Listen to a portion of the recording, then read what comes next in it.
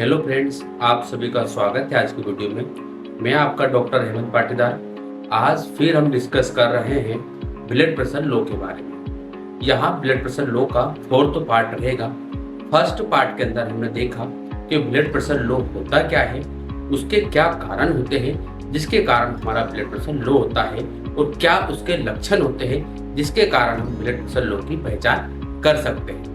Second part के अंदर हमने देखा कि ब्लड प्रेशर लो को क्या घरेलू उपचार रहेंगे जिससे अस्थायी रूप से हम ब्लड प्रेशर वाले पेशेंट को ठीक कर सकें, जिसके कारण हम नियर वाले डॉक्टर को दिखा सकें। थर्ड पार्ट के अंदर हमने देखा कि लो ब्लड प्रेशर वाले पेशेंट या निम्न तक रक्तचाप वाले पेशेंट के कौन कौन से टेस्ट करवाने चाहिए जिससे हम पहचान सकें कि उसका ब्लड प्रेशर लो हो रहा है और किस विटामिन या किस चीज की कमी है या कौन से ऑर्गन्स में उसकी प्रॉब्लम है जिसके कारण उसका ब्लड प्रेशर लो हो रहा है। और आज हम बात कर रहे हैं फोर्थ पार्ट के अंदर हम जानेंगे कि ब्लड प्रेशर लो की कौन कौन सी मेडिसिन रहेगी जिससे हम ब्लड प्रेशर लो को स्थायी या अस्थायी रूप से ठीक कर सकते हैं।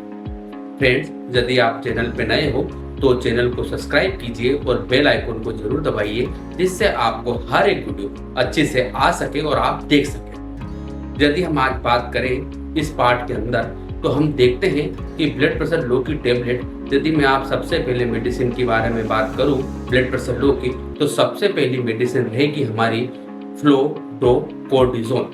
फ्लोड्रोकोर्टिजोन यहाँ एक निम्न रक्तचाप या लो ब्लड प्रेशर वाले पेशेंट के लिए काम या यूज होने वाली टेबलेट है। इसके एमजी के बारे में यदि मैं आपसे बात करूं तो यहाँ 1 mg 100 माइक्रोग्राम में नियर वाले मेडिकल स्टोर पे अवेलेबल होती है। इसका डोज के बारे में आप बात करूं तो इसका पर डे 1 टेबलेट रहेगा। यहाँ ब्लड प्रेशर लो वाले पेशेंट को रेगुलर भी ले सकता है। दोस्तों ध्यान रखिएगा, इस मेडिकल या इस मेडिसिन को हम बिना डॉक्टर के प्रिस्क्रिप्शन या बिना डॉक्टर कार्डियोलॉजिस्ट या एमडी मेडिसिन को बिना दिखाए नहीं ले सकते, क्योंकि यहाँ टेबलेट एक देखा जाता है कि पेशेंट का ब्लड प्रेशर लो किस कारण से कम हो रहा है या कौन से टेस्ट के द्वारा देखते हैं कि हम किसके कारण ब्लड प्रेशर लो हो रहा है, उसी कंडीशन में यहाँ टेबलेट प्रिस्क्राइब करता है। क्योंकि यहाँ इस टेबलेट के यदि मैं आपको साइड इफेक्ट के बारे में बात करूँ तो इसका कॉमन सा साइड इफेक्ट रहता है इलेक्ट्रोलाइटिक बैलेंस में गड़बड़ होना। यहाँ इलेक्ट्रोलाइटिक बैलेंस को गड़बड़ करती है जिसके कारण कई बार पेशेंट को चक्कर आने लगता है और ब्लड प्रेशर अप डाउन होने लगता है। ये हुई हमारी फर्स्ट मेडिसिन फ्लोड्रोकोर्टिजोन। यदि मैं आपसे सेकंड मेडिसिन के बारे में बात करूं फ्रेंड, हमारी सेकंड मेडिसिन रहेगी मीडोड्राइन। मीडोड्राइन यहाँ 2.5 और 5 mg में नियर वाले केमिस्ट या मेडिकल स्टोर पर अवेलेबल रहती है। फ्रेंड्स ध्यान रखिएगा, इस मेडिसिन को भी हम बिना डॉक्टर या एमडी मेडिसिन या कार्डियोलॉजिस्ट को बिना दिखाए हम ले नहीं सकते, क्योंकि इसका डोज एक इक्विवेलेंट रहता है जिसको हम निर्धारित समय तक इसको खाया जाता है। यदि मैं इस मेडिसिन के यूज के बारे में आपसे बात करूं तो यहाँ ऑर्थोस्टेटिक्स हाइपरटेंशन में यूज होती है। ऑर्थोस्टेटिक्स इसका मतलब ये रहेगा कि ब्लड प्रेशर लो वाला पेशेंट यदि एकदम से उठता है तो उसका ब्लड प्रेशर एकदम से डाउन होने लगता है, तो इस स्थिति में हमें मीडोड्राइन टेबलेट दी जाती है। फ्रेंड्स, इसके भी कोई कॉमन से साइड इफेक्ट रहते हैं। यहाँ भी हमारे ब्लड प्रेशर को अप डाउन कर सकती है, ऊपर या नीचे हो सकता है। इसके बाद हमको इलेक्ट्रोलाइटिक बैलेंस या डिहाइड्रेशन इस मेडिसिन से हो सकता है। इस मेडिसिन को भी हमको रेगुलर लेना पड़ेगा।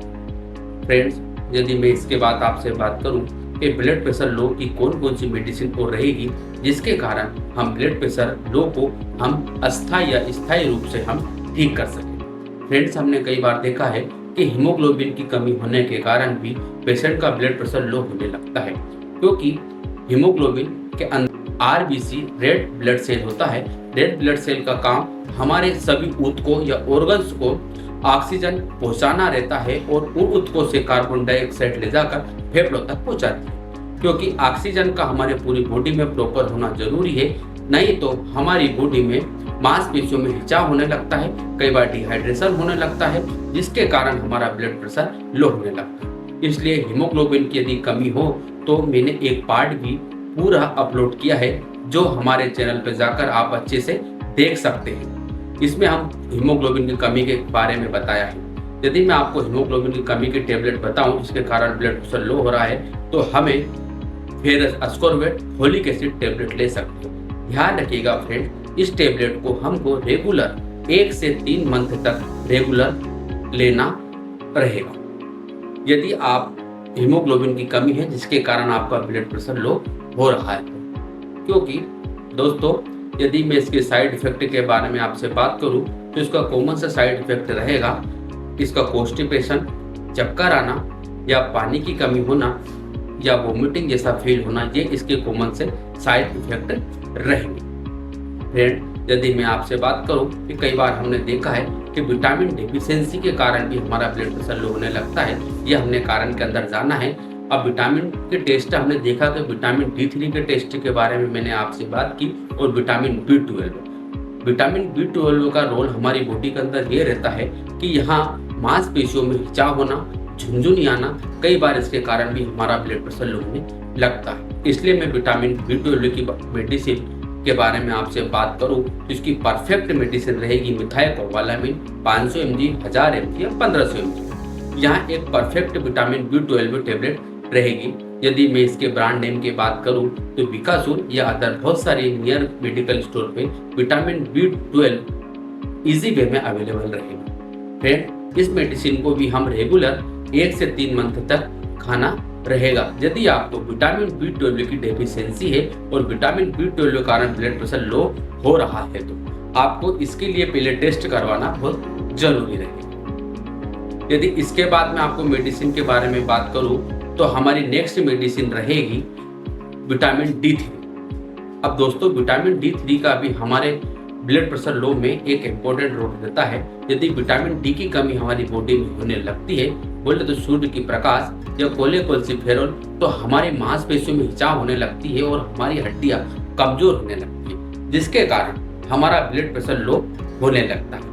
इसलिए विटामिन D3 या विटामिन डी का टेस्ट कराना भी बहुत जरूरी रहेगा। दोस्तों विटामिन डी के अंदर हम यदि टेबलेट के बारे में हम बात करें आपसे तो इसका ब्रांड नेम कोलेकोल्सिफेरॉल, यहाँ वीकली D3 टेबलेट बोला जाता है। इसे वीक में हम 7 दिन में एक बार ले सकते हैं। इसको भी हमको 1 से 3 मंथ तक रेगुलर लेना पड़ेगा। ये हुई हमारी टेबलेट के बारे में बात। यदि फ्रेंड्स इमीडिएटली किसी पेशेंट का हमारा ब्लड प्रेशर लो हो जाता है या किसी भी पेशेंट का ब्लड प्रेशर लो हो जाता है तो हमारे घर में अवेलेबल चीज जैसे एग्जाम्पल ORS या इलेक्ट्रॉल के पाउच हमारे घर में, या इसका एक टेट्रा पैक भी आता है जो लिक्विड फॉर्म में बना रहता है। यहाँ ब्लड प्रेशर लो के लिए स्टेंट ही ब्लड प्रेशर रक्तचाप को बढ़ा देता है या मेंटेन कर देता है। क्योंकि ORS के अंदर यदि मैं बात करूं तो कंटेन रहेगा सोडियम, पोटेशियम, डेक्सट्रोज जो हमारे ब्लड प्रेशर को इमीडिएटली मेंटेन कर देता है और हमारा ब्लड प्रेशर मेंटेन रहने लगता है, जिसके कारण हम नियर वाले डॉक्टर को कंसल्ट कर सकते हैं। ORS या इलेक्ट्रॉल या इसका टेट्रा पैक इजी वे में अवेलेबल रहेगा।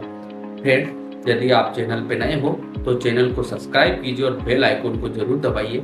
नेक्स्ट वीडियो में मैं आपको बताऊंगा कि ब्लड प्रेशर लो अधिकांश महिलाओं को क्यों होता है, उसके क्या कारण रहते हैं और क्या लक्षण रहते हैं और उससे क्या इलाज रहेंगे।